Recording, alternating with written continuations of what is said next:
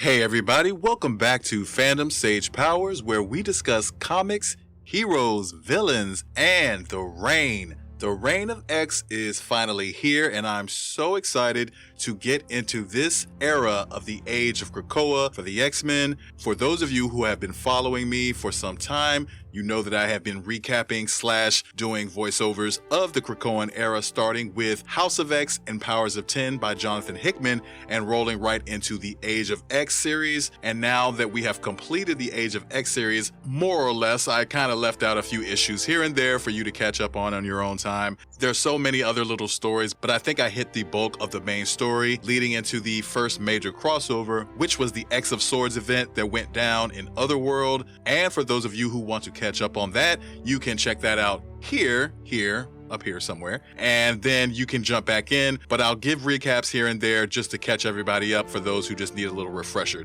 We are jumping in with a brand new series today in the Reign of X era in the Krakoan Age with S.W.O.R.D issue number 1, and we are getting into it right now. This is the hangar. You're on radar. Trajectory is mapped and it's a clear run. Good to go. And if I may, I'd like to be the first to offer a welcome. Welcome to the peak, sir. Welcome to S.W.O.R.D Station 1. Mutant interplanetary spy Abigail Brand resigned from her command of Alpha Flight, feeling that she and the Interstellar Response Force as a whole wasn't being properly utilized. Meanwhile, the mutant nation of Krakoa, as part of an epic adventure in Otherworld, liberated and repowered the abandoned S.W.O.R.D space station. Krakoa had Brand's email. Brand had some ideas. Welcome to the Mutant Space Program. Cycling Airlock Field 1. Cycling Airlock Field 2, hangar access complete. Stand to, everybody. Council member on deck. And thank you for the welcome, Nathan. Did I detect a hope you survive the experience? Well, I am Director of Security, Eric. If you don't survive the experience, I'm pretty sure I get fired, so, try not to die of old age while you're here. I shall do my very best. Good man. Purpose of visit. Inspection on behalf of the Krakoan Council. We're excited by what you all are doing here. So are we. Any other business? Anyone else feel that? Nothing major. A little relocation work. It saves on fuel, you understand. You're conducting an inspection while moving a 1,000-ton space station into place? I also plan to walk and chew a little gum. Fine. Don't get any scratches on it. All right, Director Summers. Back to your duties. I can take it from here. Magneto. Commander Brand, I'll come to you. Speaking of, I'm curious. You made the journey from Earth under your own power. Why not take a gate here? Why does a man climb a mountain when there's a perfectly good ski lift? You tell me, Eric. It's good to travel the harder roads sometimes, Abigail. After all, if we never tested our limits, we might assume we had some. Abigail Brand Personal Log, E-7-12, November 3rd, eyes only. At my desk at the peak for the first time in how long? Feels like years. I've got to say, I like what they've done with the place. They've built it out a little, but the Krakoan tech means we can run the whole thing with a crew of 200 or 300. I'm envisioning a tight 6-division structure, answerable directly to me. The less chance of a repeat of what happened to the old crew, the better. At the last session, Doc Gamble asked if I felt any guilt about that. I gave him the honest answer. If I'd still been station commander that day, then yes, I probably would. If I'd allowed more than 6,000 souls under my command to be torn apart by an interdimensional Viscora infection, thanks to an experiment I not only hadn't approved, but wasn't even aware of? Because of course Urquhart didn't know what science team was working on. Why would he care? He was only supposed to be in charge. I'm sure I'd feel some kind of way about it. I am angry that I wasn't informed.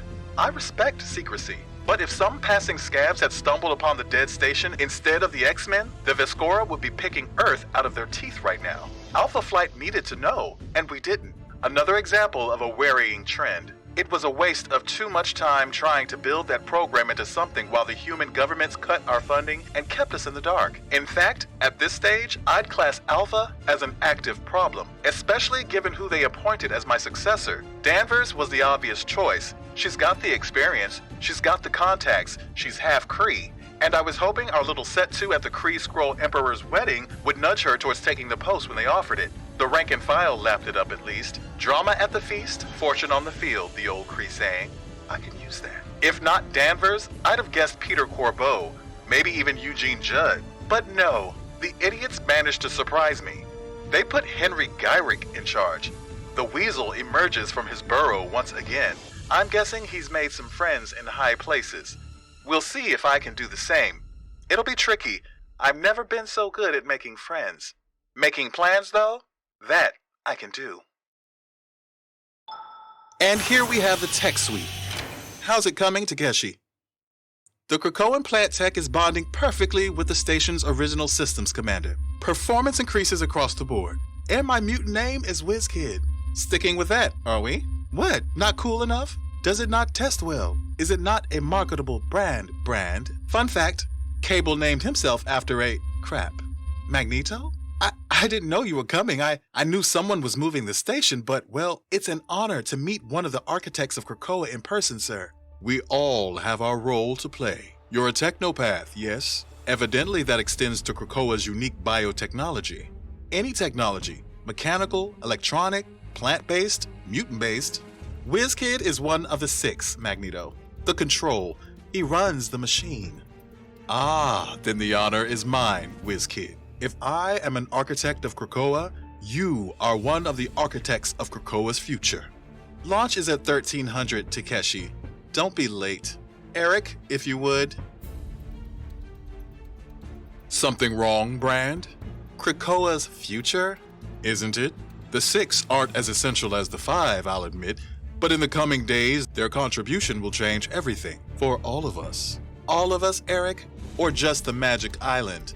You're a part of the Magic Island, too, Abigail. But not subordinate to it. We've been over this. I work with the Council by mutual agreement. I don't work for Krakoa. And yet, here I am, an old man, pushing 1,000 tons of steel through a crowded sky because you are mutant. And so, Krakoa works for you. Look, it's not like we don't need the help. S.W.O.R.D picked the right time to come back. We've got a galactic economic crash that's destroyed the common currency. We've got Snark War, an unstoppable alien war of succession that could destabilize the galactic peace. And then there's something roaming through space, killing and eating whole planets. And all we know is it's not Galactus. I could go on. One reason I quit the Alpha Flight space program was because it still doesn't, have the resources or bandwidth for problem solving on that level. We were always a step behind, at least compared with the S.H.I.E.L.D. black budget days. Not to mention half the time the damn superheroes forgot to tell us what they were up to. Never a problem you'll have with us, Commander. And don't think I'm not grateful, Eric. Doing this on my own would be harder, but I still have to think bigger than a single island's future. For all their advances lately, mutants are still Earthers thinking Earther thoughts, thinking in terms of nations. I'm a spacer. Spacers think in solar systems, and worlds and stars, and S.W.O.R.D has to speak on that level. We can't only speak for Krakoa. S.W.O.R.D has to speak for Soul.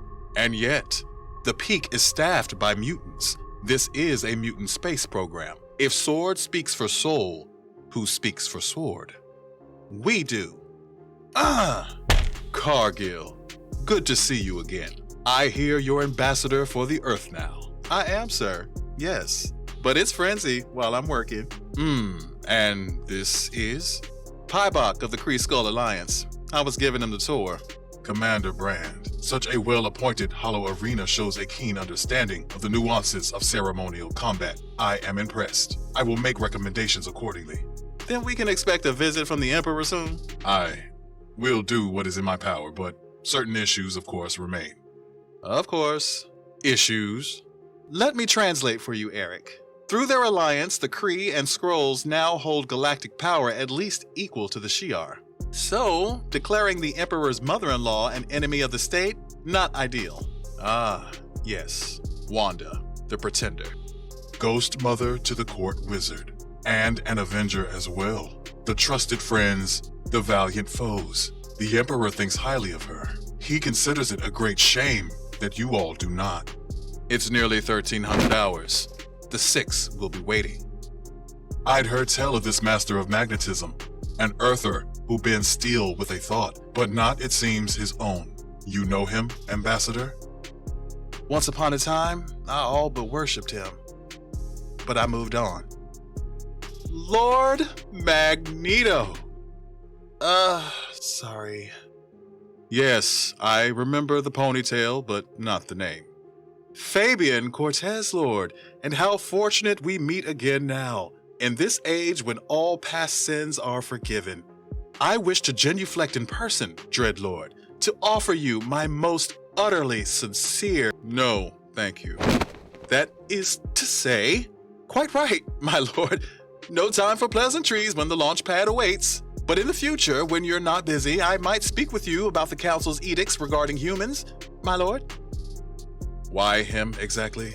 Slim pickings, short notice. We're working on it. Anyway, here's where the exciting part happens. From here, you can take a gate to any major city, but we're going a little further today.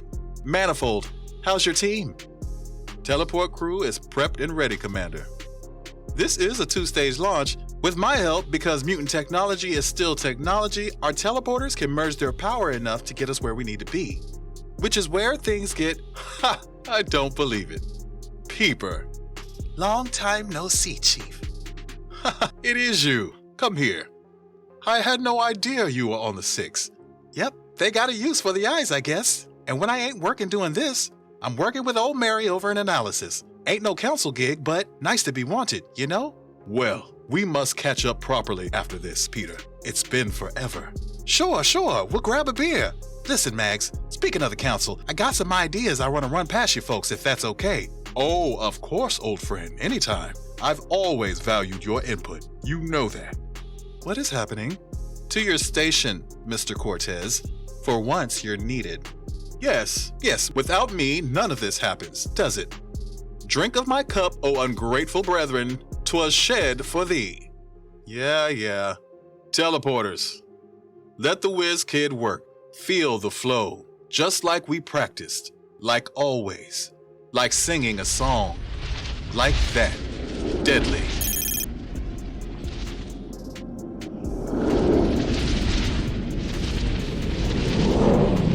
And now it's in the lap of the gods. Mutant Technology.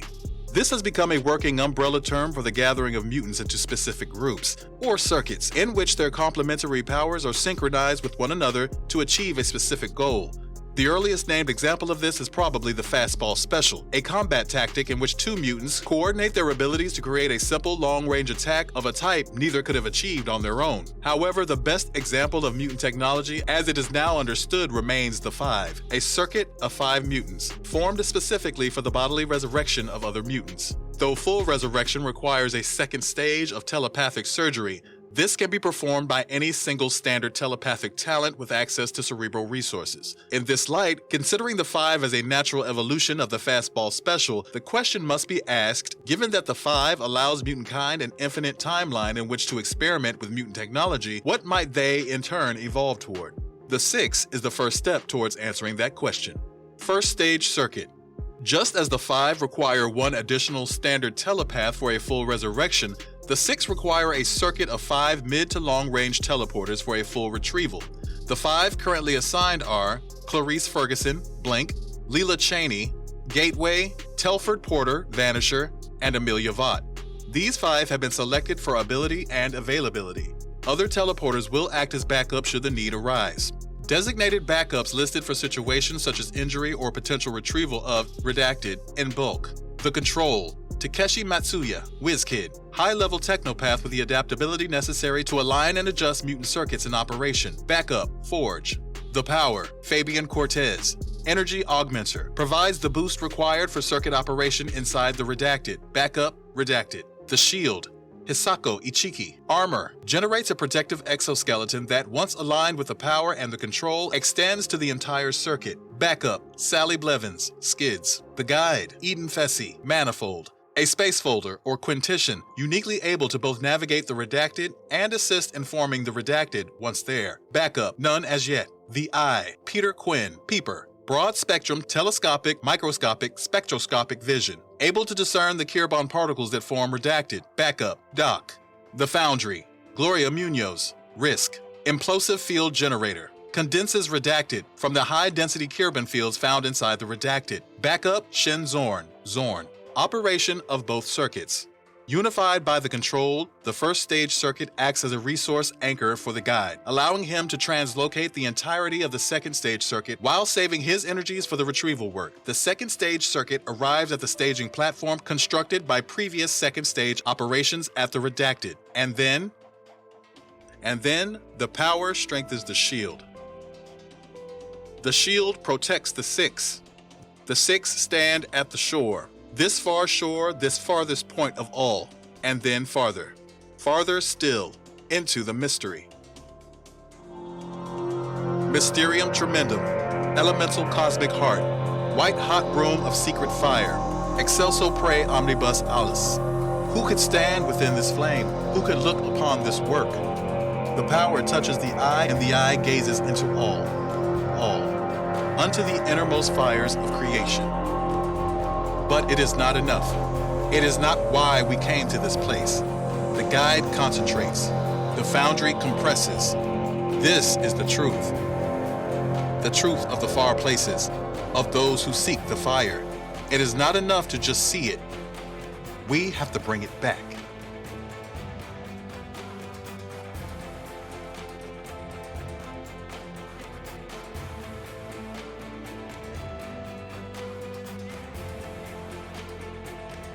Here we are. S.W.O.R.D is now in a geostationary orbit over Krakoa. You're quite welcome. Shh. Do you feel that ionic discharge? It's too soon. Teleporters on your feet, now! Focus on Manifold. Maintain mental connection. You're his anchor. We don't want the Five today. We need you. Bring them home!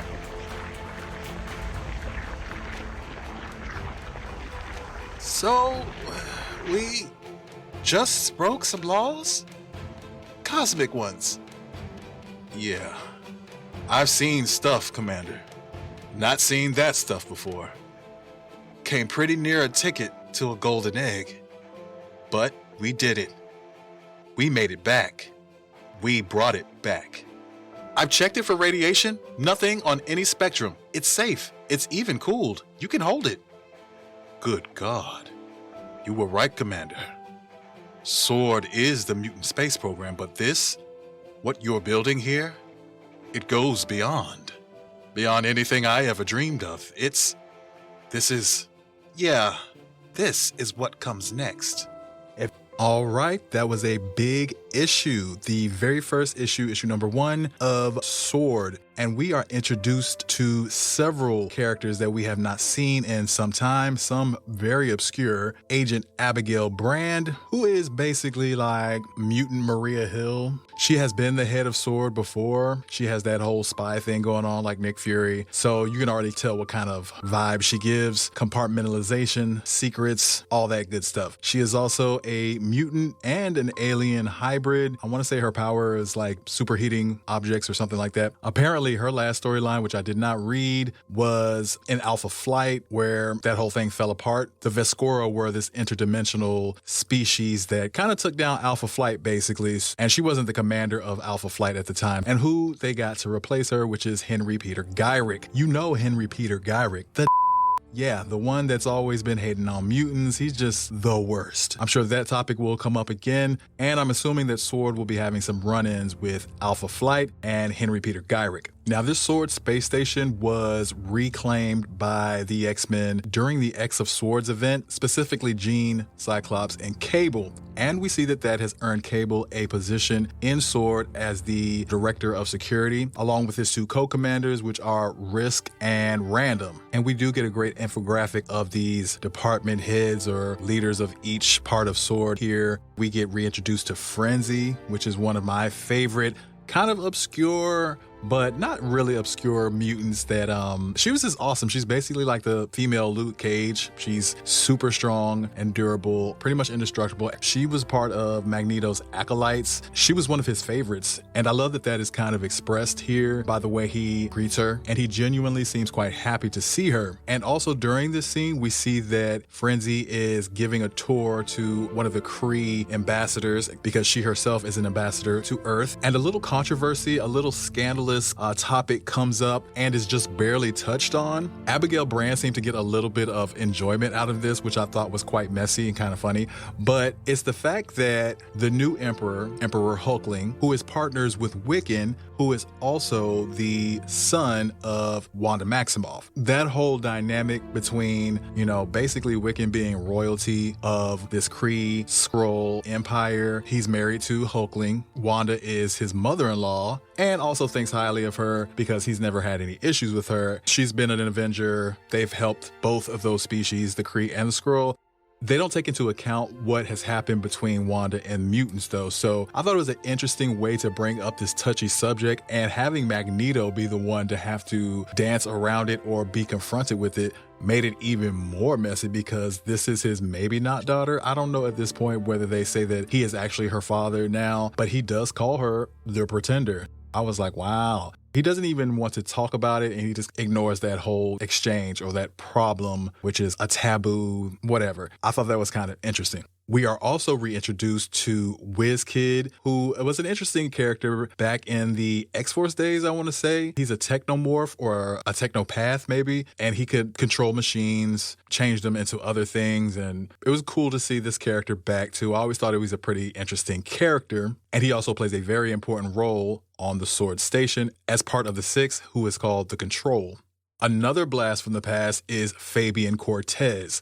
Now, Fabian Cortez is one of those characters that he will be forever hated. He just sucks. Like, he's just one of those characters, but you know, that's why he's there to suck. And he does. He sucks so great. But his power is pretty cool. He can boost up other mutants' powers. So he's kind of like a supercharger or a battery in a way. He can also dampen them, nullify other mutants' powers as well, kind of like Leech. So I always thought his power was pretty cool, but you can see how they would always relegate him to a support role. He's almost like an accessory because he doesn't have his own, well, I guess that's not true because he could dampen other mutants' powers, so he could use it offensively or defensively, however you want to put it. He is very arrogant and schmarmy, and in fact, he was also a member of the Acolytes, Magneto's group that was on Asteroid M, but he was one that ended up turning on him and pretty much was the reason that whole thing kind of fell apart. It was one of the reasons, but he certainly didn't help. And, you know, like I said, he sucks and he's not well liked by anybody. But he is needed on the Six, and his role is called the Power. Magneto completely shades him because, you know, even though all these past sins are forgiven, he still sucks. He still sucks. Magneto pays him dust, and then he asks Abigail Brand why him, to which she replies, short notice, slim pickings, and they're working on it because they have backups of mutants that could, you know, fill in case, you know, maybe they lose somebody or they want to go on vacation. I don't know. But they don't have anybody to, I guess, necessarily do Fabian Cortez's job, which is not true because I think Hope could do it, but it was redacted. So maybe she was just not trying to like say it out loud. I don't know. So yeah, they have Fabian Cortez there, unfortunately.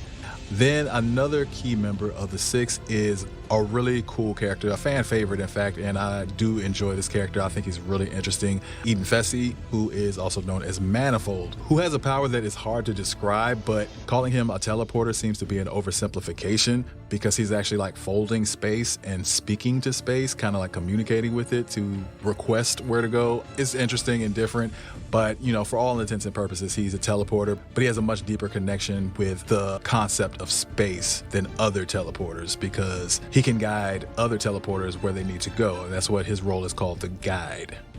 We also see that Risk is part of the Six as well. Her title is called the Foundry, and she uses her mutant powers, which is a kind of a compression ability where she psychokinetically compresses inorganic material into a very dense form.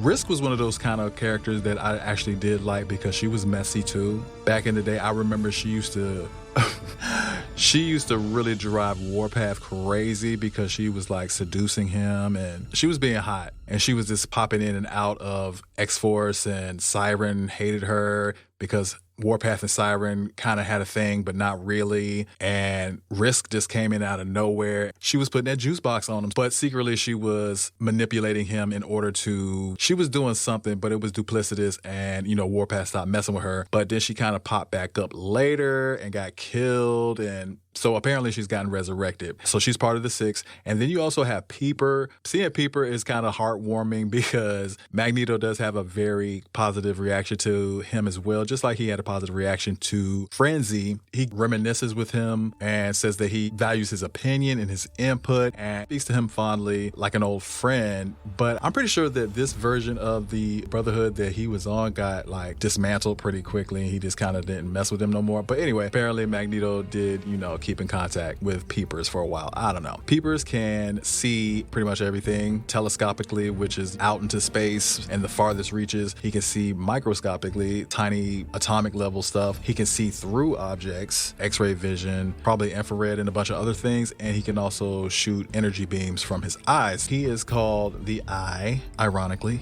And he is a part of the Six, as well as a member of the analytics team because of his eyes. So this becomes a demonstration of mutant technology, which is also another term for a mutant circuit, which we've discussed before, which is two or more mutants acting in concert to achieve a goal that none could achieve by themselves. And example of this could be, you know, the fastball special, where you had Colossus throwing Wolverine to attack a foe that is far away quickly. The most innovative current mutant circuit or mutant technology, the standard, is the 5, the Resurrection Machine, which is Hope Summers, Egg, Proteus, Elixir, and Tempest. And they are the reason that they can resurrect mutants, giving mutants dominion over death. They hold the 5 in the highest regard. Or we should say that they hold the technology of the 5 in the highest regard because, like we said, they have backups for those mutant roles. I don't think they have anyone for Egg, though. Not that I know of. I know that they have people that can fill in. Well, I guess Sync could, because Sync can do anybody's power, so Sync could do any one of them. And you got Rogue, too. So, yeah, I mean, there's ways to do it if they lose one of those members. So this next evolution of mutant technology is the 6. Creative, groundbreaking, accurate, because they are the 6 that are working in concert in order to achieve this goal, which turns out to be a teleportation endeavor, a major, unprecedented teleportation endeavor, which they are using 5 teleporters: Lila Cheney, Blink, Gateway, Amelia Vaught, and Vanisher. These 5 teleporters, the teleport team, are the first stage circuit in this endeavor. The second stage circuit are the 6, which there is an overlap of Eden Fessy, Manifold, as part of the circuit of teleporters, but his role is much bigger than just teleporting. He is the guide, because he can speak to space and he knows how to navigate where they're going. The other members of the 6, starting with the Control, which is Wiz-Kid, can sync them up. So he kind of plays the role that Hope plays with the 5, but only in the sense of alignment and fine-tuning. The Power, Fabian Cortez, boosts or augments the mutants' powers. So Manifold, being the guide, is a point of convergence for these teleporters' energy to traverse space further than any of them could go individually. Even Lena Cheney, who does teleport the farthest out of all of them. The combination of these 5, Eden Fessy, as well as the other members of the 6, are able to take them all the way to the far shore, which in the Marvel comic universe is the farthest point where humans, mortals, earthlings can go, but there is stuff beyond that, which they do kind of list up here, like the White Hot Room. They have a staging platform that was built there to receive them when they teleport, and then they are actually going to go into this anomaly to go even further than they would have normally been able to, because they have Armor, who is the shield, and boosting her powers, Fabian Cortez is able to ensure that she can protect all of them, extending her psionic armor to each member of the 6. And they enter this anomaly and they kind of surf through here and get to where they need to go We see that Peeper's role in all of this is to identify carbon particles and find a pocket dense enough in order for Risk to compress these particles, manifold to even further fold them down to form and bring back the very first sample of this new metal, which we know is called Mysterium. We will have to wait and see what S.W.O.R.D is planning to do with this Mysterium, what Abigail Brand is planning to do. But what was shown during this issue is no small thing, and I would even say it's on the same level as what the 5 accomplishes. Bringing back someone from the dead is pretty, top tier, but so is traveling to the edge of the known universe and back. I mean, hey, that's pretty cool. There's so much more I want to know about this organization and the members of it, so I'm really excited to get more into this series. Plus, I'm a huge fan of Abigail Brand and Manifold and Frenzy. There's a lot of opportunities for some really, really cool interactions. You have Fabian Cortez, which is, probably going to be something problematic, and it's just a lot of cool characters that have very distinct personalities here. I'm curious to see what else this organization is capable of and how they will be balancing the mutant agenda with the soul agenda, which Abigail Brand does bring up to Magneto, reminding him that she does not work for Krakoa, she works with them, and that she has bigger things outside of Earth to consider because of S.W.O.R.D's specific role, and that includes all the planets and territory of the Milky Way. Interesting stuff. I do hope you guys enjoyed this issue as much as me. If you did enjoy this episode as well, please give me that thumbs up. And if you'd like to become a member of my channel, please check out that join tab on my page where I have great memberships, very affordable memberships, and you can get early access to all my content days and days earlier than everyone else. Customized content, backdrops, emojis, all kinds of customizable things. And thank you for joining me as I talk all things X-Men. And I'm excited to be in the reign of X, you guys. Tell me what you thought about this issue, and I'll catch you in the next episode.